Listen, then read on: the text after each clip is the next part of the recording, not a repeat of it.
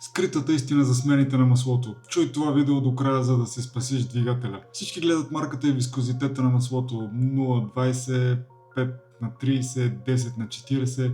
Истината е, че вискозитетът рядко е виновен за проблемите в двигателя. Истинският убиец на маслото е горивото. В почти всеки бензин има етанол. Това е алкохол, добавен уж за по-чисто горене. Проблемът в повечето случаи той е евтин, произведен от царевица.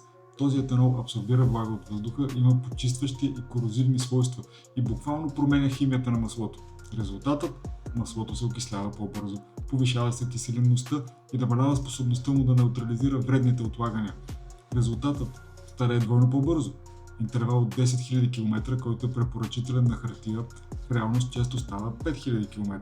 Особено при градско каране, кратки разстояния и студени стартове. В това видео изобщо няма да коментираме абсурдните интервали от 30 000 км за смяна на масло, препоръчани от производителите. Колкото и скъпо масло да сипеш, ако горивото е лошо, то ще го съсипе за нула време. Докато всички според кой вискозитет е по-добър, малко обръщат внимание на това, което влиза в резервоара, а именно то определя до голяма степен живота на двигателя. Съвет от практиката: ако караш предимно градско и ползваш бензин с повече етанол, скъси интервалите за смяна. По-добре две смени с прясно и качествено масло, отколкото една с старо и окислено. Последвайте ни за още много полезно съдържание и сподели с приятел, за да го предпазиш от капаните на производителите.